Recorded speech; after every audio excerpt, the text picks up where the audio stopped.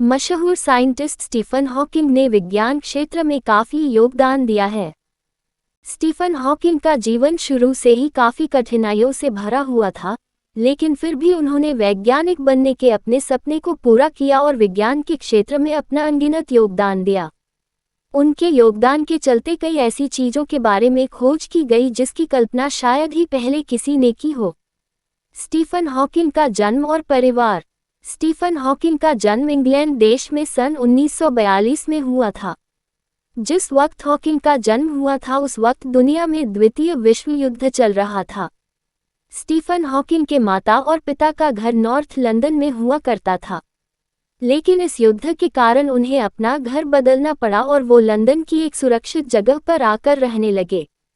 Stephen के पिता एक चिकित्सा शोधकर्ता के रूप में कार्य करते थे, जिनका नाम फ्रैंक था। वहीं इनकी माता का नाम इसोबेल था और जो चिकित्सा अनुसंधान संस्थान में बतौर एक सचिव के रूप में काम करती थी।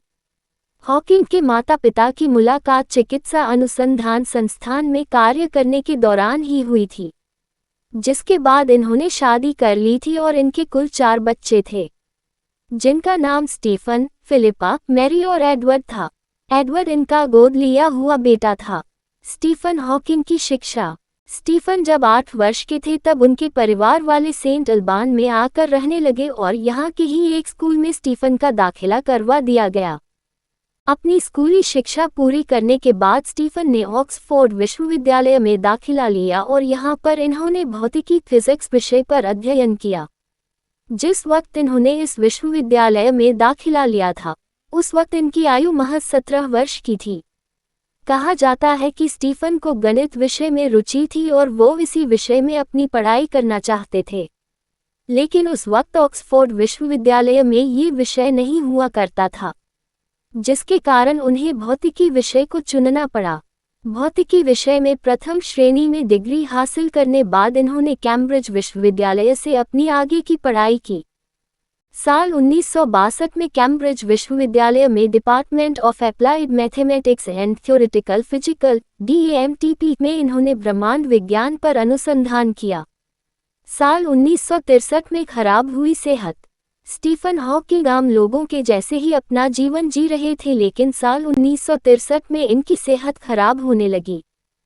21 वर्ष स्टीफन की बिगड़ती हालत देख उनके पिता उन्हें अस्पताल ले गए, जहां पर उनकी जांच की गई और जांच में पाया गया कि स्टीफन को amyotrophic lateral sclerosis, amyotrophic lateral sclerosis (ALS) नामक बीमारी है। इस बीमारी के कारण शरीर के हिस्से धीरे धीरे कार्य करना बंद कर देते हैं और इस बीमारी का कोई भी इलाज नहीं है। जिस वक्त स्टीफन को इस बीमारी का पता चला था उस वक्त वो कैम्ब्रिज विश्वविद्यालय से अपनी पढ़ाई कर रहे थे, लेकिन उन्होंने अपनी इस बीमारी को अपने सपनों के बीच नहीं आने दिया। बीमार होने के बावजूद भी उन्होंने अपनी पढ़ाई को पूरा किया और साल 1965 में उन्होंने अपनी PhD की डिग्री हासिल की। PhD में इनके थीसिस का शीर्षक प्रॉपर्टीज ऑफ एक्सपांडिंग यूनिवर्स था। स्टीफन हॉकिंग की पत्नी। जिस साल स्टीफन को अपनी बीमारी के बारे में पता चला उसी साल उनकी मुलाकात अपनी पहली पत्नी यानी जेन वाइल्ड हुई थी। हॉकिंग के इस बुरे वक्त में जेन ने उनका साथ दिया और साल 1965 में इन्होंने शादी कर ली। जेन और हॉकिंग के कुल 3 बच्चे थे और इनके नाम रॉबर्ट, लूसी और तिमोथियस है। हॉकिंग की ये शादी 30 सालों तक चली थी और साल 1995 में जेन और हॉकिंग ने तलाक ले लिया था। तलाक लेने के बाद हॉकिंग ने एलेन मेसन से विवाह कर लिया था और साल 1995 में हुई ये शादी साल 2016 तक ही चली थी। स्टीफन हॉकिंग का करियर। कैम्ब्रिज से अपनी पढ़ाई पूरी करने के बाद भी हॉकिंग इस कॉलेज से जुड़े रहे और इन्होंने एक शोधकर्ता के रूप में यहाँ कार्य किया। इन्होंने साल 1972 में DAMTP में बतौर एक सहायक शोधकर्ता अपनी सेवाएं दी और इसी दौरान इन्होंने अपनी पहली अकादमिक पुस्तक the large scale structure of space time लिखी थी। यहाँ पर कुछ समय तक कार्य करने के बाद साल 1974 में इन्हें रॉयल सोसाइटी फेलोशिप में शामिल किया गया, जिसके बाद इन्होंने साल 1975 में DAMTP में बतौर गुरुत्वाकर्षण भौतिकी रीडर के तौर पर भी कार्य किया और साल 1977 में गुरुत्वाकर्षण भौतिकी के प्रोफेसर के रूप में भी यहाँ पर अपनी सेवाएं दी। वहीं इनके कार्य को देखते हुए साल 1979 में इन्हें कैम्ब्रिज में गणित के लुकासियन प्रोफेसर लुकेशन प्रो असोर नियुक्त किया गया था, जो कि दुनिया में सबसे प्रसिद्ध अकादमी पद है और इस पद पर इन्होंने साल 2006 तक कार्य किया। स्टीफन हॉकिंग को मिले पुरस्कार और उपलब्धियां। प्रोफेसर स्टीफन हॉकिंग के पास कुल 13 मानद डिग्रियां हैं। वहीं उनके योगदान के लिए इन्हें कई अवार्ड भी दिए गए हैं और इन्हें अभी तक दिए गए पुरस्कारों की जानकारी नीचे दी गई है। साल 1966 में स्टीफन हॉकिंग को एडम्स पुरस्कार दिया गया था। इस पुरस्कार के बाद इन्होंने साल 1975 में एडिंगटन पदक और साल 1976 में मैक्सवेल मेंडल प्राइज मिला था। हेनीमान पुरस्कार हाइनमैन प्राइज हॉकिंग को साल 1976 में दिया गया था। इस पुरस्कार को पाने के बाद इन्हें साल 1978 में एक और पुरस्कार से नवाजा गया था और इस पुरस्कार का नाम एल्बर्ट आइंस्टीन मेंडल था। साल 1985 में हॉकिंग को RAS गोल्ड मेडल और साल 1987 Dirac medal of the institute of physical भी दिया गया था। इसके बाद सन 1988 में इस महान वैज्ञानिक को वुल्फ पुरस्कार भी दिया गया था।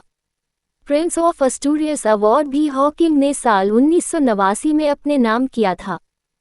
इस अवार्ड को मिलने के कुछ समय बाद इन्होंने एंड्रू जे मेंट अवार्ड 1998, नायलोर पुरस्कार और लेक्चरशिप 1999 भी दिया गया था। साल 1999 में जो अगला पुरस्कार इन्हें मिला था उसका नाम लिलाइनफेल्ड पुरस्कार लिलियनफेल्ड प्राइज था और रॉयल सोसाइटी ऑफ आर्ट की तरफ से इसी साल इन्हें एल्बर्ट मेंडल भी दिया गया था। ऊपर बताए गए अवार्ड के अलावा इन्होंने Copley medal 2006, presidential medal of freedom 2009, fundamental physics prize 2012 और BBVA foundation frontiers of knowledge award 2015 भी दिया गया है। स्टीफन हॉकिंग द्वारा किए गए कार्य। प्रोफेसर स्टीफन हॉकिंग ने ब्रह्मांड को नियंत्रित करने वाले बुनियादी लॉ पर कई शोध किए हैं। हॉकिंग ने अपने साथी रोजर पेनरोज के साथ मिलकर एक शोध किया था और दुनिया को बताया था अंतरिक्ष और समय ब्रह्मांड के जन्म के साथ शुरू हुए हैं और ब्लैक होल के भीतर समाप्त होंगे। आइंस्टीन की थ्योरी ऑफ रिलेटिविटी और क्वांटम थ्योरी का प्रयोग करके हॉकिंग ने यह भी निर्धारित किया कि ब्लैक होल पूरी तरह से शांत नहीं है बल्कि उत्सर्जन विकिरण अमिट रेडिएशन करता है। इसके अलावा हॉकिंग ने यह भी प्रस्ताव किया था कि ब्रह्मांड की कोई सीमा नहीं है और विज्ञान की मदद से ये भी पता किया जा सकता है कि ब्रह्मांड की शुरुआत कब हुई थी और कैसे हुई थी। स्टीफन हॉकिंग द्वारा लिखी गई किताबें।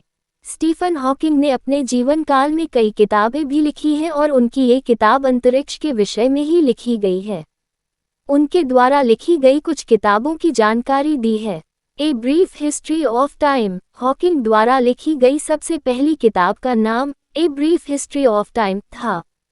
ये किताब बिग बैंग और ब्लैक होल के विषय पर आधारित थी और साल 1988 में प्रकाशित हुई ये किताब 40 भाषाओं में उपलब्ध है। The universe in A nutshell ये किताब साल 2001 में प्रकाशित की गई थी और हॉकिंग द्वारा लिखी गई इस किताब को साल 2002 में एवेंटिस प्राइज ऑफ साइंस बुक्स मिला था। द ग्रैंड डिज़ाइन हॉकिंग द्वारा लिखी गई द ग्रैंड डिज़ाइन किताब साल 2010 में प्रकाशित हुई थी और इस किताब में भी अंतरिक्ष से जुड़ी जानकारी दी गई थी। ये किताब भी काफ़ी सफल किताब साबित हुई थी। ब्लैक होल और बेबी यूनिवर्स ये किताब साल 1993 में आई थी और इस पुस्तक में हॉकिंग द्वारा ब्लैक होल से संबंधित लिखे गए निबंधों और व्याख्यानों का जिक्र था। इसके अलावा हॉकिंग ने बच्चों के लिए भी एक किताब लिखी थी जिसका नाम जॉर्ज और द बिग बैंग था और ये किताब साल 2011 में आई थी। स्टीफन हॉकिंग के उद्धरण जीवन दुर्भाग्यपूर्ण होगा यदि ये अजीब और रोचक भरा ना हो तो। अगर आप हमेशा नाराज रहेंगे एवं कोसते ही रहेंगे तो किसी के पास आपके लिए टाइम नहीं होगा। मेरे जीवन का लक्ष्य बहुत ही आसान है और ये लक्ष्य इस ब्रह्मांड को समझना है और ये पता लगाना है कि ये ऐसा क्यों है और ये क्यों है। अज्ञानता दुश्मन नहीं है, जबकि दुश्मन वो भ्रम है जो ये कहे कि आपको सब कुछ आता है।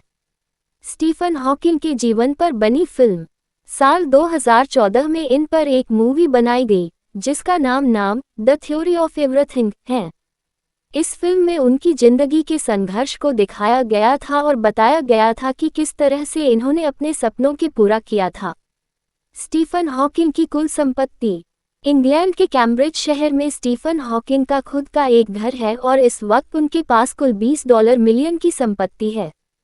उन्होंने ये संपत्ति अपने कार, पुरस्कारों और किताबों के जरिए कमाई है। स्टीफन हॉकिंग की मृत्यु। हॉकिंग लंबे समय से बीमार चल रहे थे। एमियोट्रोफिक लेटरल स्क्लेरोसिस बीमारी के कारण इन्होंने अपने जीवन के लगभग 53 साल व्हीलचेयर पर बिताए हैं। वहीं 14 मार्च 2018 को इस महान वैज्ञानिक ने अपनी अंतिम सांस इंग्लैंड में ली है और इस दुनिया से विदाई ले ली। लेकिन वैज्ञानिक में इनके द्वारा दिए गए योगदानों को कभी भी भूला नहीं जा सकेगा।